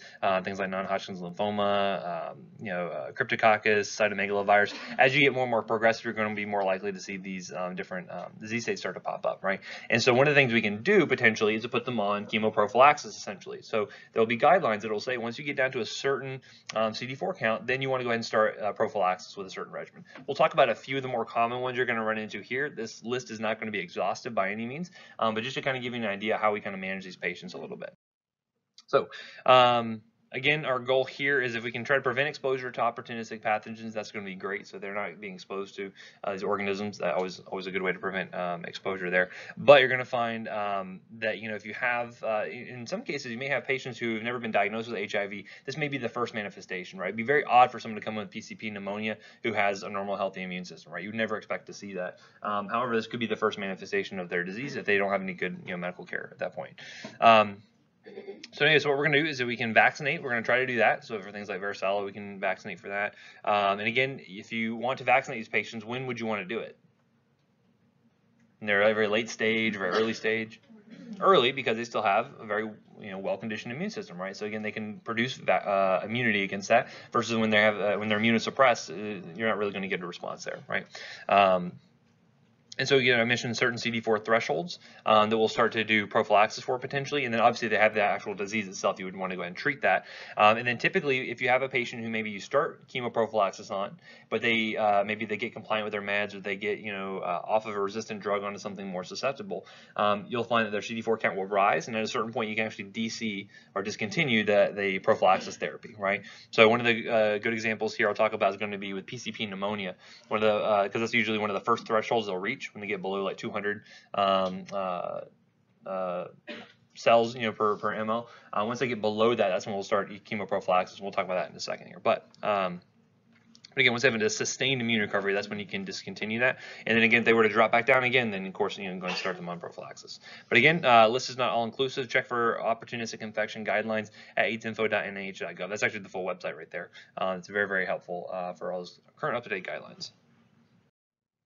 Okay.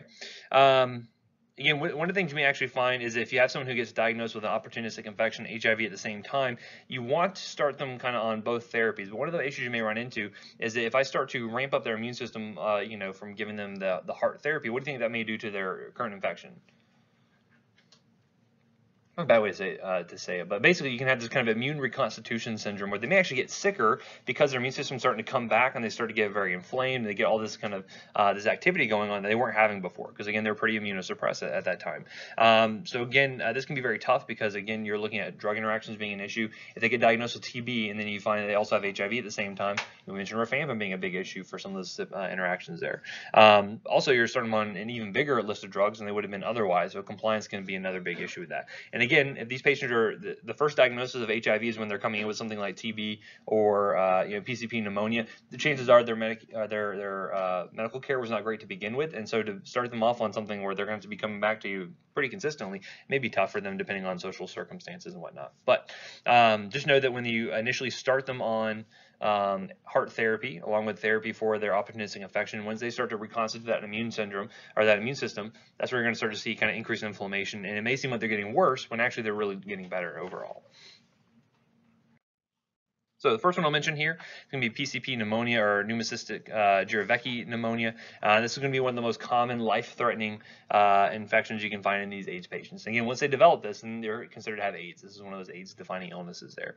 It's kind of a fungus with a protozoal characteristics, but we can see that we actually use an antibiotic to treat this here. And so one of the things we're going to use as our mainstay of therapy is going to be sulfamethoxazole trimethoprim, or Bactrim.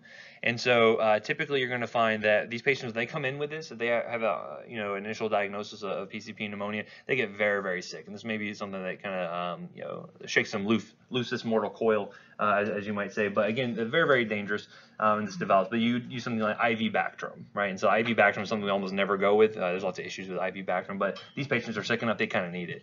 And then you eventually switch them over to oral therapy. But again, they're going to require longer durations of therapy. And why do you think that is? Their immune system's not very great. Not very good at this point, right? So again, you need to treat for longer in order to make sure they kind of kick the infection at that point. And so for those patients as well, we do this a lot for our chemo patients over at Nemours. Once their CD4 count gets below 200, we go ahead and start them off on prophylaxis with sulfamethoxazole trimethoprim or Bactrim. We start them on that. And if you ever see someone who's maybe on Bactrim, say on like a Friday, Saturday, Sunday, or maybe like a Monday, Wednesday, Friday, just a few days out of the week, that's usually going to be for prophylaxis. If you ever see that. So again, very similar to how if you see azithromycin Monday, Wednesday, Friday, they probably have what? CF, right? So again, little things like that, you can kind of clue you into certain disease states or certain issues with your patient. Right. So again, and typically you're going to find that if you develop PCP pneumonia, you go on secondary prophylaxis, where basically once they're off, they kind of cleared the infection. They'll remain on Bactrim until they've kind of reconstituted their immune system and get above that 200 cell count for a sustained period of time. I'm not going to ask you specifically like when do you start prophylaxis here. Is it below 200, below 50? I'm not going to ask you that specifically. But again, if I say PCP pneumonia, you should think Bactrim. That's going to be our treatment. That's going to be our prophylaxis. Those are big things to remember with this one, right? Oral candidiasis, again, is another common manifestation here. And what could I use to treat this? Nystatin's a good one. Why is nystatin good?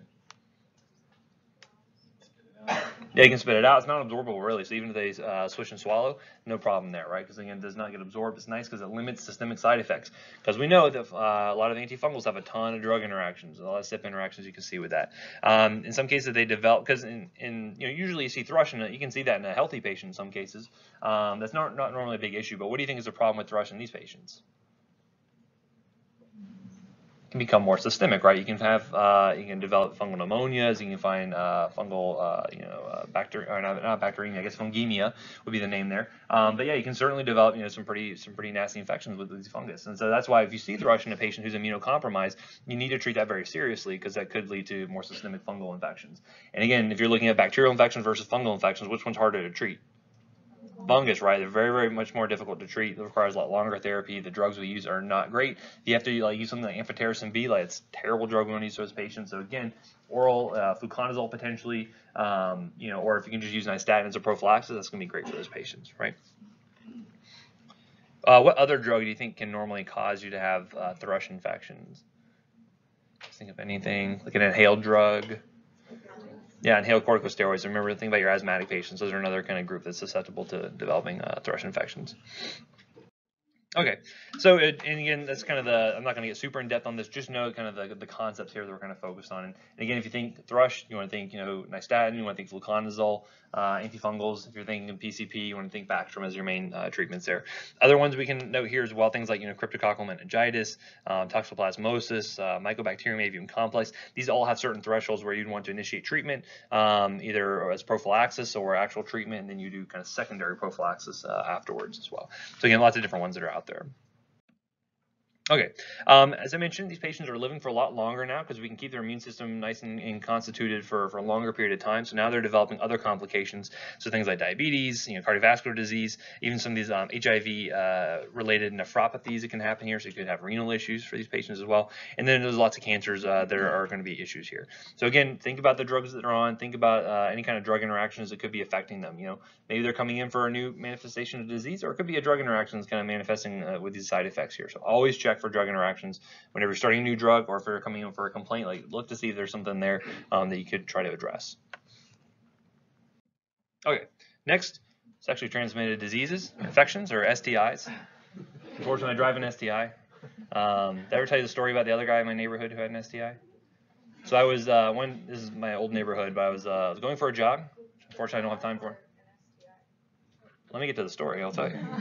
Keep on the edge of your seat. I was jogging through the neighborhood, and I see another guy who has a Subaru STI. And so, if anything you know about Subaru people, we like to wave at each other and commemorate our brotherhood or sisterhood or whatever happens to be our having STIs. We're very friendly in that regard.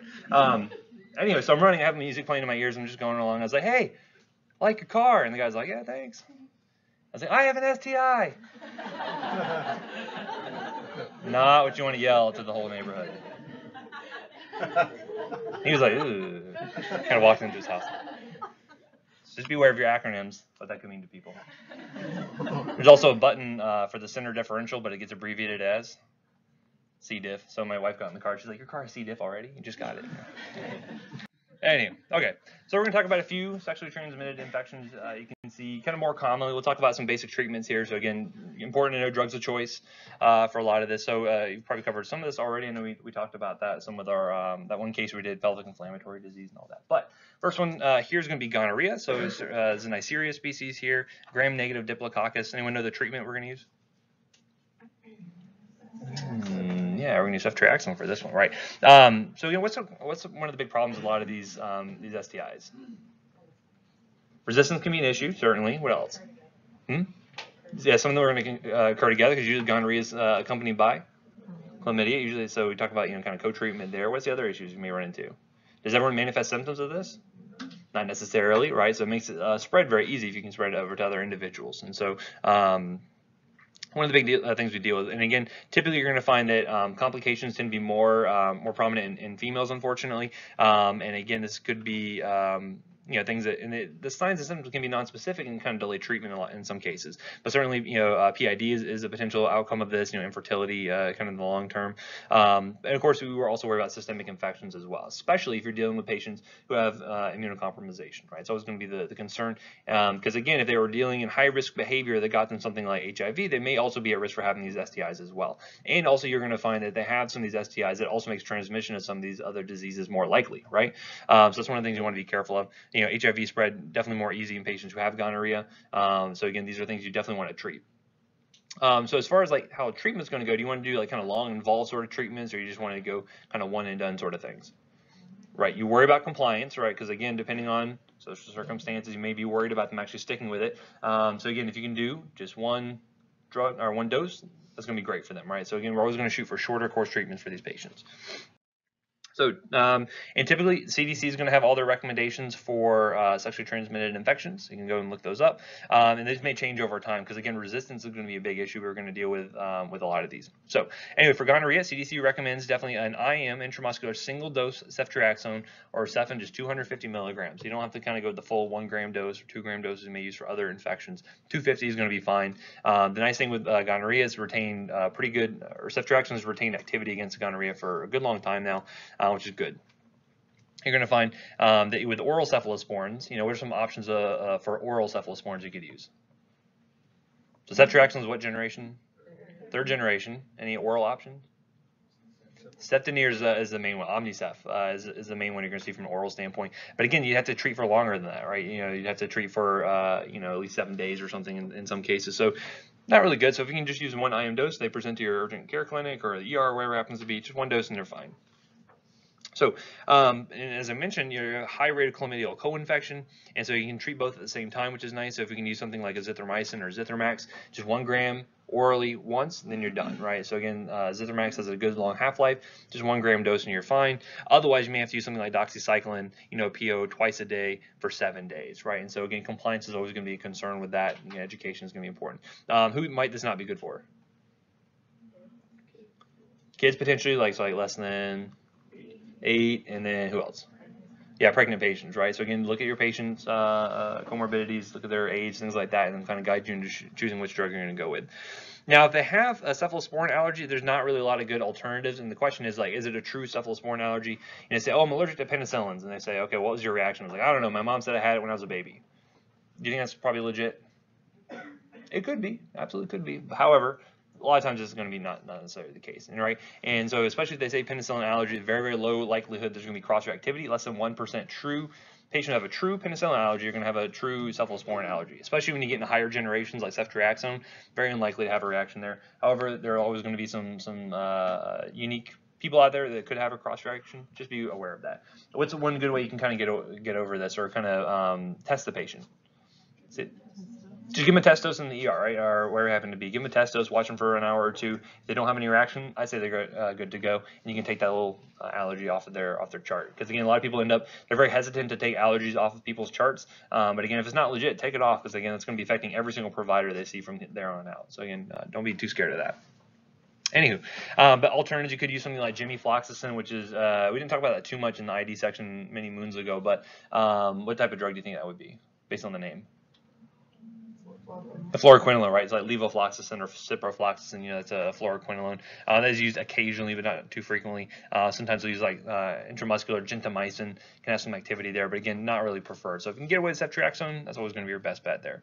Now, the question is if you have infants who are maybe born to mothers who have gonorrhea infection, you can use things like topical erythromycin. And again, that's nice when you use topical products. It's very high concentration. You don't really have to worry about resistance in those kids, so they can do pretty well with that. Looking at chlamydia, we mentioned this is the second most reported STD in the U.S. behind HPV, so very, very frequent occurrence for this. And again, most of the time it's underreported in a lot of cases because some patients can be symptomatic, right, or asymptomatic, I should say. So again, looking at the treatment, again, we see the azithromycin 1 gram PO once is going to be great. If not, they can utilize something like doxycycline. You can find that fluoroquinolones can be utilized as well, but you normally like to hold off on those if you can due to resistance, right? So you're always worried about with fluoroquinolones developing resistance. Try to hold back on those if you can. And again, oral erythromycin may be used occasionally for children with chlamydial eye infections as well when they're first born. Okay, moving on to syphilis, which I always thought was a funny name for it, Treponema palladium or pallidum, Harry Potter spell. No? Anyone? No? Anywho, this is a spirochete. I mean, it's too early for Harry Potter jokes this early in the morning. Anyway, and so syphilis, very highly contagious, a very high rate reported, especially in high risk groups there. The problem we worry about this with chronic infection, you see things like complications like neurosyphilis and things like that can develop. Now, the treatment of choice here is going to be penicillin G. So again, you can't really get away from that. Penicillin G is going to be a good drug for that. Typically, it's going to retain efficacy. I've not seen any cases really. You don't see cases of resistance being reported too frequently. Now you're going to find that this has to be treated for a longer period of time because Treponema pallidum does not really like to grow that quickly, and so it takes time to really eliminate the infection. And normally you think like penicillin, usually short acting, you have to give it pretty frequently, like 3-4 times a day. Now you can use something like benzathine penicillin. Remember bicillin we talked about and used for things like strep pharyngitis before. It's nice because it's an IM dose. You can just give a one-time dose and it has a long half-life there. This can be very useful for single-dose treatment. However, if they're allergic, you can use something like doxycycline. Tetracycline would be fine for those patients as well. And then occasionally they have really kind of complications of syphilis. That's where we're going to use things like IV penicillin G. Some cases we'll actually give that continuously. So you'd actually have 24-hour infusions of penicillin G being administered. So that way you keep the levels above the MIC for syphilis as long as you can, and we'll try to eradicate that infection. Right. Okay, and then for genital herpes, what are we going to use for this? Obviously, we're going to use antivirals, but acyclovir is going to be a good one. Anyone know anything else? Yeah, valacyclovir, which you mentioned, is what type of drug? The prodrug. Remember, it actually gets converted into acyclovir. Why do we give prodrugs for these? Increases bioavailability. Remember, so again, acyclovir has kind of poor bioavailability. By giving valacyclovir, kind of the prodrug, and go through the liver, kind of pay that liver tax of first pass, and then once it gets systemic, then you have active acyclovir. So it increases bioavailability in a lot of cases. Now, certainly you see HSV1 mainly causing oropharyngeal disease, HSV2 typically genital disease. Is that always going to be the case, though? Yeah, they can kind of flip-flop in some cases, so it's not always going to be the case. Nice thing here, though, is you're going to find that they are going to be treated identically in most cases, unless you have like some really resistant strain causing some pretty nasty kind of systemic effects here. But a lot of times you can have asymptomatic patients who can potentially be spreading the virus, who be shedding virus without actually having any kind of apparent lesions, which is why spread can be so dangerous for these patients, right? Anyone remember all those Valtrex commercials when they were first coming out? You guys might be too young for that, but they're always saying like, remember, even if you don't have active lesions, you can spread an infection to others. So always remember that. Even if they're on treatment, they can still spread to other people potentially. So obviously our goals of treatment here is we want to relieve symptoms. It can be very painful for these patients that are having an active lesions there. Shorten the clinical course, and then obviously we want to kind of prevent complications and recurrence if we can. There's going to be two main modalities of therapy we'll talk about here in just a little bit. And the other big thing is try to decrease transmission to others, right? So again, the more suppressed the virus is, the less likely we are to shed it over and spread to someone else. Other things you can do for the pain and discomfort besides just antivirals, you can use things like warm saline baths, analgesics like Tylenol, NSAIDs would be fine. Antipruritics, potentially can be used here. Antipruritic would be, you guys know any examples? So things like first generation antihistamines, so things like Benadryl, things like that can kind of help with the itching in a lot of cases. Obviously, good hygiene is really important because you worry about bacterial superinfections that can happen on top of that. So make sure they're keeping everything clean, despite if they're having like scratch and things like that. Okay, so CDC recommendations usually have a first episode occurrence here. They're going to be recommending usually acyclovir, valacyclovir, or potentially you can use famciclovir. Usually acyclovir or valacyclovir are the two main ones you see most people going with. And typically you're going to do 7 to 10 days of treatment. That will help to reduce that viral shedding, help to reduce the duration of symptoms and time to healing. Obviously, when do you want to start treatment? Like later, earlier? Earlier. With viruses, you always want to start earlier, as early as you can. Right? Same for influenza, same for any kind of virus. So again, we're going to be giving them treatment to hopefully prevent prolonged symptoms, because we know that by treating the first outbreak, it's not going to prevent future outbreaks necessarily. So because they're just going to keep the infection there. Also what we can consider doing, especially for immunocompromised individuals, because they are more likely to develop kind of these systemic effects here. So you can see things like meningitis associated with this, like encephalitis, you can see with herpes. Typically, you're going to be seeing more IV acyclovir for those cases, right? IV acyclovir is kind of a nasty drug in a lot of cases, a lot of nephrotoxicity because you can actually see some crystalluria and see acute kidney injury with that. Bone marrow suppression, not a great drug, but again, if you're having someone who's really immune compromised and needs it, that's kind of going to be the only drug for them. So the question is, for recurrent episodes, how do you potentially deal with those patients? And so they can either do episodic therapy, which is where as they have a new outbreak, this is where they can actually start treatment at that point, or they can have kind of chronic suppressive therapy where they're taking something every single day. And so typically with the episodic therapy, they're starting at like say 6 to 12 hours after their prodromal symptoms begin. So they may not have any active lesions, but they kind of know the symptoms beforehand, and they can start therapy then. But hopefully no more than 24 hours after the lesion appears, because again, early treatment's better. This is going to be better for patients that have kind of more prolonged recurrences or those that have kind of really severe symptoms when they do start to flare up. And again, just know that even though they're not taking therapy, so that lesions go away, they can still spread the virus potentially. On the other hand, you have chronic suppressive therapy. This is going to be good to help kind of prevent recurrent episodes in about 70 to 80% of patients, which is beneficial there. And it also has less asymptomatic shedding because again, you have kind of chronic viral suppression happening with that. And again, this can be, we don't know the full outcomes of this, but it could be important if you have like serodiscordant couples and maybe hopefully preventing spread to the other one, the non-infected individual. Okay, and then we have trichomonas. It's a protozoal infection. Anyone know what we use for this primarily?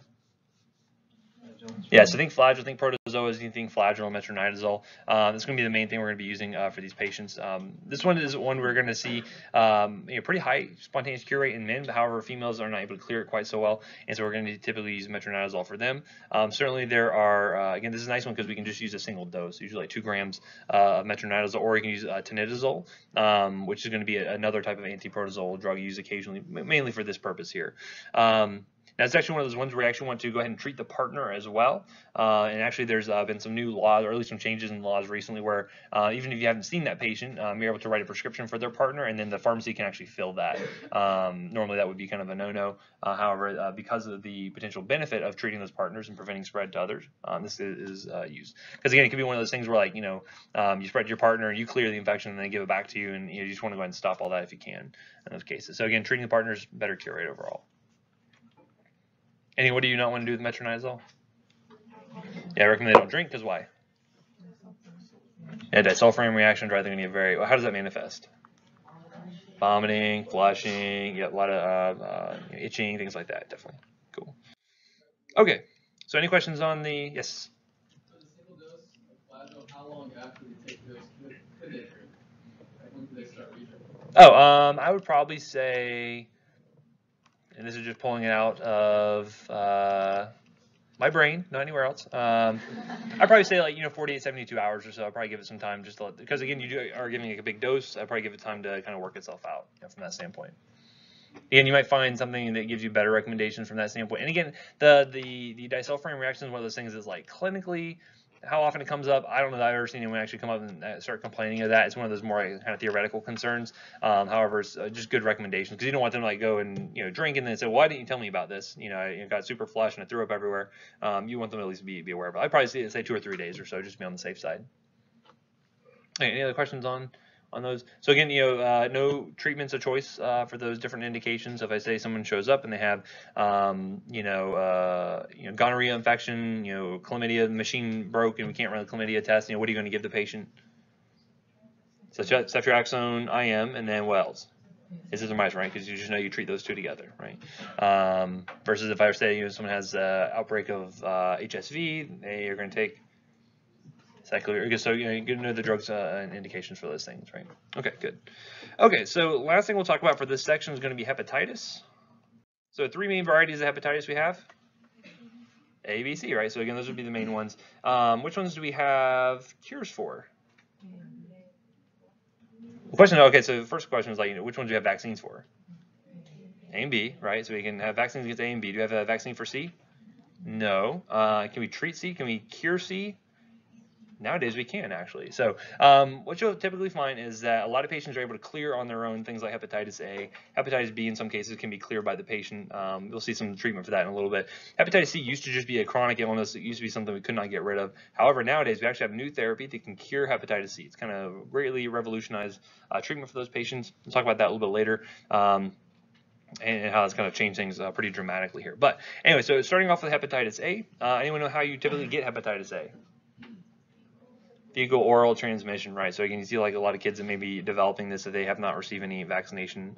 Usually pretty self-limiting, rarely fatal in those cases. However, a lot of decrease in incidence due to vaccination in a lot of cases. However, if someone has acquired this naturally, do they need to be vaccinated? No, they're going to be immune to it afterwards anyway, right? So they've been able to clear it themselves. However, who might not be easily able to clear it? If you have a bad immune system, right? So if you're immunosuppressed or if you're a very young infant, potentially, you may not be able to clear that on their own necessarily. So again, usually pretty acute, pretty self-limiting in most cases, and does confer immunity after the initial infection. So again, most people probably resolve within 6 months or so. Majority actually do this even shorter, in 2 months time frame, which is nice. Now, as far as treatment goes, the best thing is going to be prevention in a lot of these cases. So, for instance, we'll go ahead and recommend children get vaccinated around 12 months, since we have things like Haverix or Vacta. It's not important to know the brand names, just know that we do have a vaccine for hepatitis A that's available, and that will be incorporated into children's immunization schedule there. And again, best thing you can do as well for prevention, just wash your hands if you go to the bathroom, things like that. Food prep, changing diapers, all that good stuff. You want to go ahead and make sure you wash your hands pretty religiously in that case. Now, if you did have someone who you're worried about maybe not being able to clear it on themselves, they do have immune globulin that is available. So again, this would be immune globulin directly targeted against hepatitis A. However, not used very, very frequently. It will be only used for maybe extremes of age where you're concerned about them not being able to clear the infection, or if they're immunocompromised and cannot fight it themselves. In those cases, you give the immune globulin, kind of get rid of the initial infection, and then potentially they could develop immunity afterwards. It may not be ideal at that point. Hepatitis B, on the other case, is going to be could be more of a long-standing infection for some of these individuals, but we did say there is a vaccine available for this. And so again, you can see this being a big issue, especially for causing cirrhosis, hepatocellular carcinoma, lots of problems that can happen from long-standing infection with this. Certainly, spread can be very similar to HIV, spread sexually, parenterally, perinatally potentially.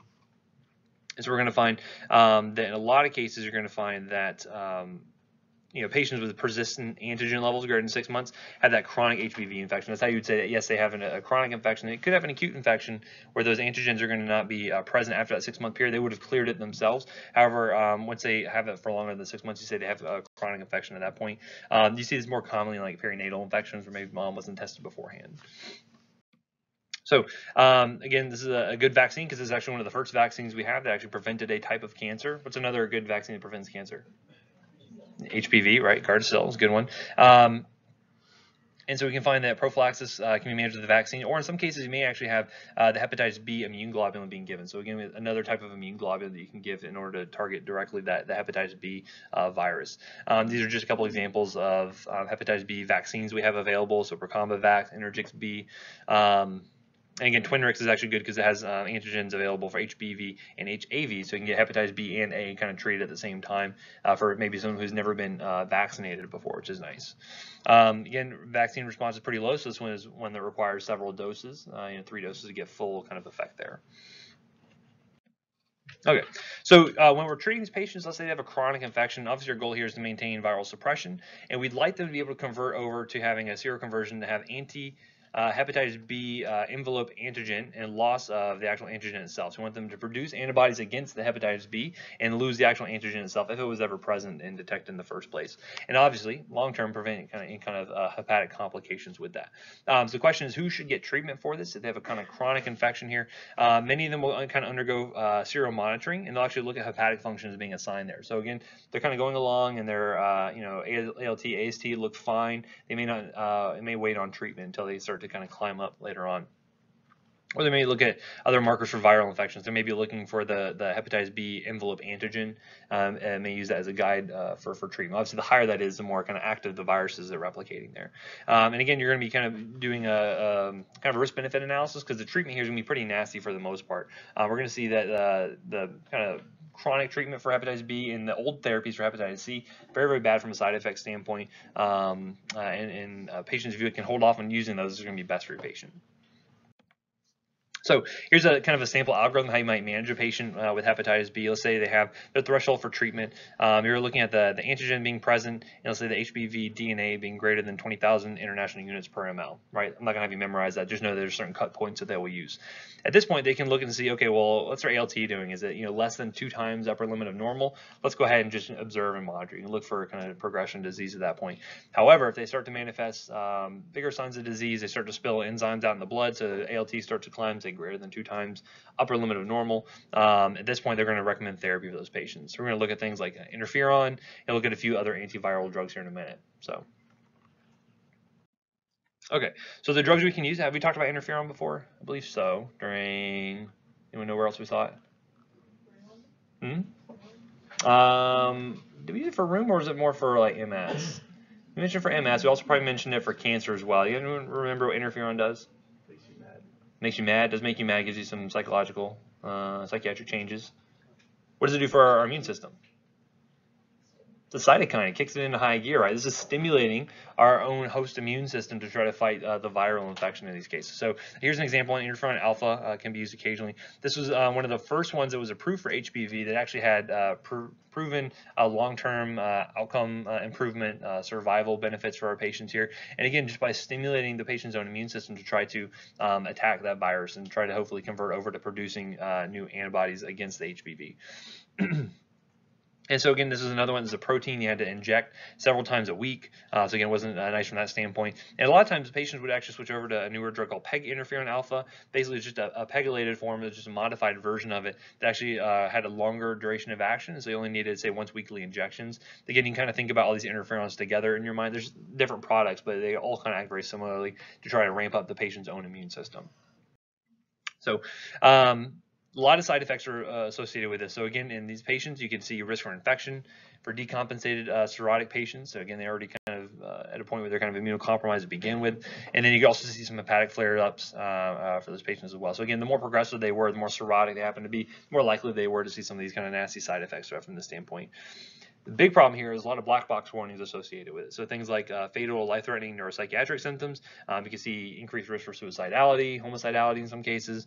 Autoimmune conditions can pop up from this. Infectious disorders, not great, right? So again, a lot of side effects associated with it. Very bad drug. However, this was the only thing preventing them from moving on to full cirrhosis or hepatic failure, needing a transplant. It tend to be a risk versus benefits analysis there. Other thing, with proteins being injected, guess what? It's your risk. Anaphylaxis, right? Because again, it's a foreign protein we're injecting into the body. And also because it's kind of stimulating the immune system, you see kind of flu-like symptoms associated with that as well. So again, they have a lot of myalgias and fever and whatnot. So really just not a great drug for anybody. However, it could have been something that was just necessary to make sure you manage those patients for the long term. Again, they don't really know the optimal duration of treatment, but possibly up to 24 months. So again, 2 years are being treated with this drug. It's very, very expensive because it's a protein and a lot of side effects. Not great. So again, prevention is always going to be the best thing here in most cases. All right, some other drugs. These are going to be oral options that are available to have, in some cases, maybe better offer for these patients if you want to hold off on using interferon therapy. We have things like lamivudine. Where do we see lamivudine a second ago? HIV treatment. So we're going to see a little bit of bleed over here between, there's enough kind of interactivity between HIV and hepatitis B. You can use some of the same drugs. So we said lamivudine does what? You guys remember what classification it fell into? Into the NNRTIs. Remember, it's going to be able to kind of bind onto that viral DNA and prevent any further elongation. It's kind of that chain terminator effect. You're going to see that. Now, it has some activity. Lamivudine has some activity against HBV, but it's not really first line. However, this is good because it can be given indefinitely. It's a lot better side effect profile than something like interferon. However, you may see some resistance pop up here. You may need to do resistance testing potentially, depending on how kind of progressive the disease is for your patient. Another one here, we have Adefovir or Hepstera. The brand name should kind of clue you in. That's used for hepatitis. This has a very similar mechanism, but has better activity against, say, resistant HBV infections potentially, which is nice from that standpoint. This big one here, you have to worry about renal function. Again, typically, these patients are going to have pretty good renal function for the most part. It's just their liver is the issue. However, you want to monitor for serum creatinine, look at their nephrotoxicity, see if that's developing over time. Other ones you could use potentially things like entecavir or baraclude. These are going to be used for more kind of resistant strains. So say they develop resistance against lamivudine, you can use this as a backup in those cases. But again, very low resistance pattern, very good safety. So some patients may recommend this first line for some. Telbivudine, and then tenofovir. And tenofovir is another one we saw is used in HIV against another nucleoside reverse transcriptase inhibitor, NNRTI. So just different options you can utilize. Again, duration of treatment is not kind of well defined, but again, if you can hold off using an interferon for one of those patients who are kind of more progressive, that's going to be beneficial from a cost and also from a side effect standpoint. Okay, and then the last one we'll talk about here is going to be hepatitis C. And so this is another one where for a long time, all we could do is really kind of manage kind of long-term effects, try to prevent progression into full cirrhosis and hepatic failure and potential need for transplant. And so nowadays, though, we actually have curative therapy. You can be cured of hepatitis C, which is kind of amazing sort of thing if you think about it. Other thing here is that, a lot of patients can clear hepatitis B, a lot of patients will clear hepatitis A. This is one of those ones that tend to go on to become chronic infections. So you're just more likely to keep this virus around. And so the host immune system is typically inadequate to kind of deal with hepatitis C on its own. And also you're going to find a lot of diversification of the virus, a lot of resistance that can develop over time due to kind of that sloppy replication, a little bit similar to HIV. So our goals here. Now we can say virologic cure. Before we could not have said that. Normally we would only say, hey, let's just try to have sustained virologic response. Maybe we just kind of suppress the HCV RNA load and try to prevent progression of hepatic disease. But nowadays we can go ahead and treat these patients. Now, treatment is going to be recommended for all patients. We're going to find that baseline testing does need to be done because there are several different genotypes of the virus that are available. And I'll show you those in just a minute here. And that will actually kind of dictate whether you're going to have to treat for longer, can dictate what drugs you're going to use specifically based on those responses and based on that typing of the virus. So previously we used to use interferon, and we'll talk about another drug called ribavirin that we use for those patients as mainstay of therapy, but we mentioned many side effects. And so typically if you're treating those patients, you'd have to give them, or actually what the current standard is going to be switching over to an all-oral agent. So the new drugs we have now are oral agents, which are nice, and they're going to be on either 12 to 24 weeks, depending on the viral genotype. The main different types you're going to find are GT1 through 6. I'm not going to have you memorize which drugs works for which genotype. Just know that there's different varieties that are out there, and different drugs are going to be effective for them depending on what type you're going to find. Usually GT1A and 1B are going to be the most common ones you see here in the US, so we'll talk about those drugs specifically, how they're going to be most beneficial here. Okay, so we're going to have what we call the new class of drugs here is going to be called the direct-acting antivirals. And remember the time frame we're talking about for treatment, so again 12 to 24 weeks, because when we look at the cost for these drugs, I just want to kind of illustrate that, it's very expensive for these new agents. Anyway, so basically what these are going to do is normally when you have the viral protein, HCV proteins being produced, you're going to find that they kind of come as one long chain and they have to be kind of chopped up into functional pieces. And then from there, they can start to produce new viral RNA, right? So what we're going to have are actually going to be certain proteins being inhibited by these different direct-acting antiviral drugs. Now we can come along and instead of trying to ramp up the immune system to attack the HCV, now we can have these agents come in and actually directly inhibit certain enzymes. And by doing that, you can prevent either production of new RNA, prevent maturation of these proteins, and prevent further replication of the virus. So kind of similar to how we have kind of direct-acting drugs for HIV, now we have direct-acting drugs for hepatitis C and potentially cure it. So, and I apologize, these drugs are very difficult to say. Some of these are very odd combinations of syllables, as you'll see, so I will struggle a little bit with some of these. So the first one here is Decladisivir. There you go. Declenza, again, the brand name is usually a little bit easier to say in these cases. This one's going to be effective against GT1 and 3. Again, don't memorize this part, just know that it's going to be active against different types, and so that will dictate which ones you're going to use based on your genotype testing there.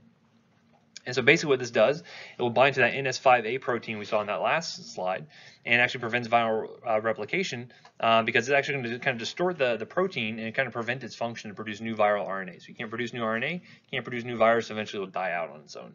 Okay. The nice thing about these drugs is there's not a lot of dosing recommendations for renal disease, hepatic disease. So again, they don't really have to worry about that from that standpoint. So even if you had someone who had really kind of severe cirrhosis, hepatic function was terrible, some of these drugs are going to be totally fine. You can give full dose, no problem, which is nice. Most side effects pretty non-specific. A little bit of headache, fatigue, nausea, diarrhea. Not too big a deal compared to potential increased suicidality, right? So pretty good. However, very expensive. $20,000 a month. So we said how long were we treating for? 3 to 6 months, right? So again, you can see here, $60,000 to $120,000. But at that point, you're cured. Anyone know how much a liver transplant costs? Probably a lot more than that, right? So again, it's usually in the benefit for things like insurance companies and whatnot to pay for this in order to make sure the patient is going to go ahead and clear the infection. They don't have to worry about kind of long-term effects from this. So again, definitely worth its weight in gold in a lot of cases. Actually, a lot more than its weight in gold in these instances.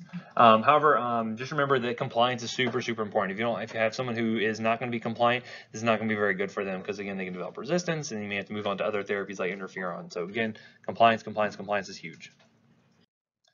Next, we have a combination set of drugs here. And for some of these, depending on the genotype, you may need to use multiple drugs at the same time in order to get good efficacy. And I'll show you a table that kind of illustrates this a little bit later on. You have things like ledipasvir and sofosbuvir. There's a combination drug called Harvoni.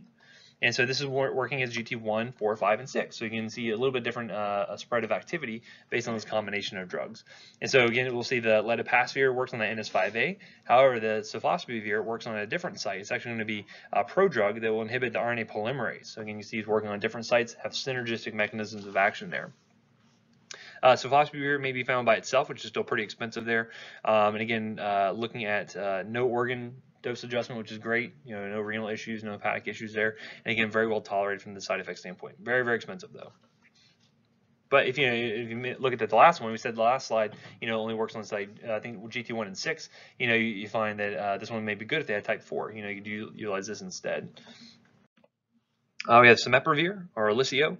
This one is working on a different site, so you can see NS3/4A protease. This would be the thing that goes and cleaves up those proteins into actual functional mature proteins. To prevent that, it's just going to stay as one long polypeptide chain. You can't really do anything with it. So at that point, which is nice. Again, very well tolerated. Maybe a little bit of rash, photosensitivity is seen with that. However, this one is one that does not get used by itself. Usually you need to add it on with a different drug. Usually something that's going to be working more specifically on that viral RNA replication there. So either add it with like sofosbuvir or maybe like interferon/ribavirin therapy. We'll talk about ribavirin in a minute. We have Ombitasvir, and this is another NS5A inhibitor. This one is usually used in combination. So, for instance, you can give it with Paratepravir, which is an NS3/4 inhibitor, so kind of like the last one we talked about. But in this case is actually where you would also utilize boosters. So we see ritonavir being used here occasionally.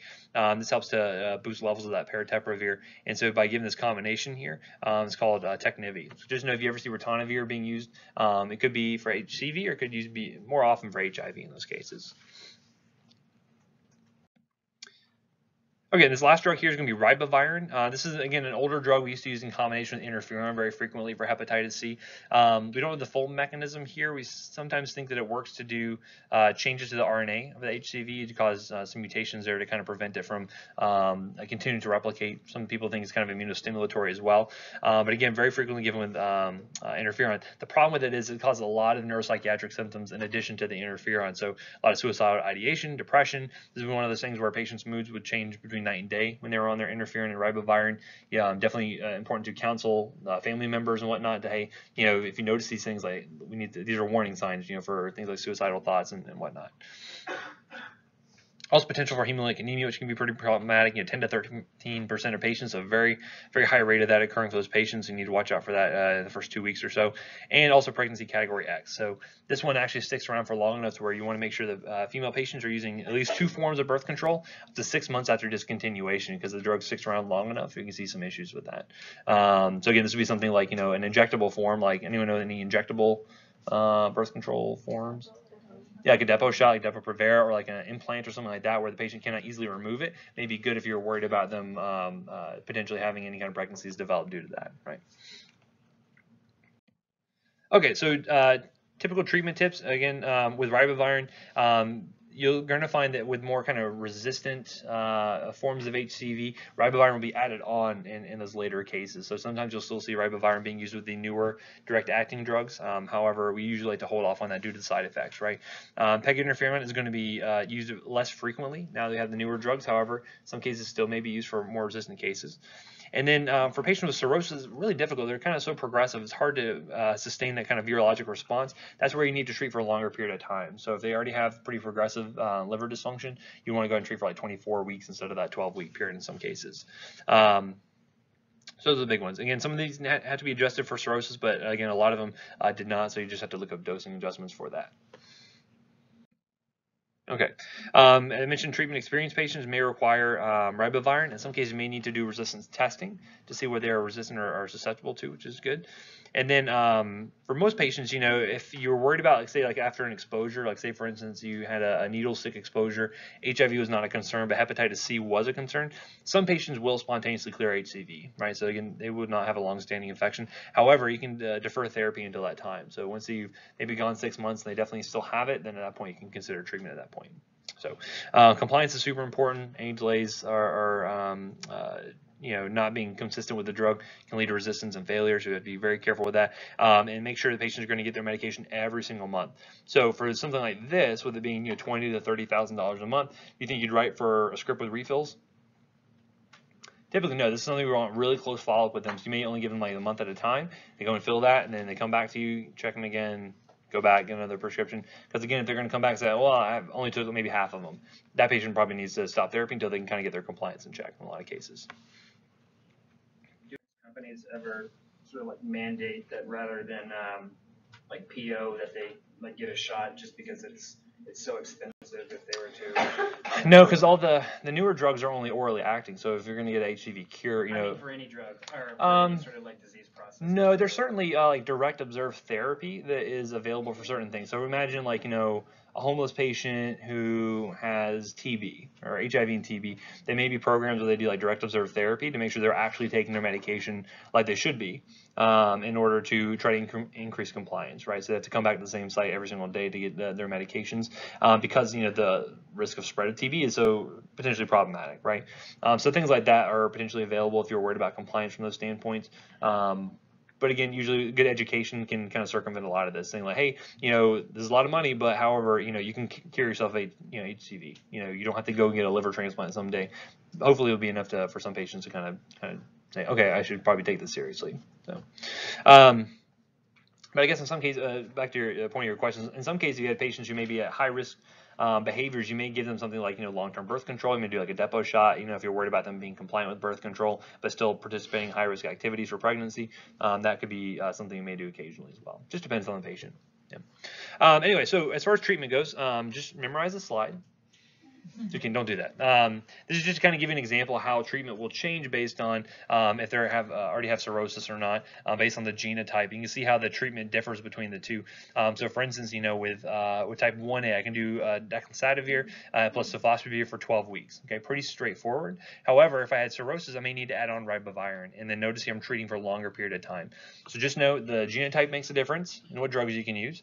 Whether or not they have cirrhosis is going to make a difference. And if they have resistance, then you may need to add on other things, right? So ribavirin, interferon potentially. So for instance, you had a type 3 with cirrhosis, you know, this is where they're adding on pegylated interferon for 12 weeks. You know, so again, very nasty drug, but still has its use occasionally. Okay. And that is it for the HIV/STD section. Any questions on this section? Okay, so that should be all you need for your prescription writing exercise. So when you go look up those drugs, again, try to keep it to 3 total prescriptions you're writing, 1 for the zidovudine for the second one, and then probably whatever drugs you want to use as far as, you know, 2 NRTIs together in a combination pill. That's going to be easier for you guys to do in the case, okay? All right, I will see you guys next time.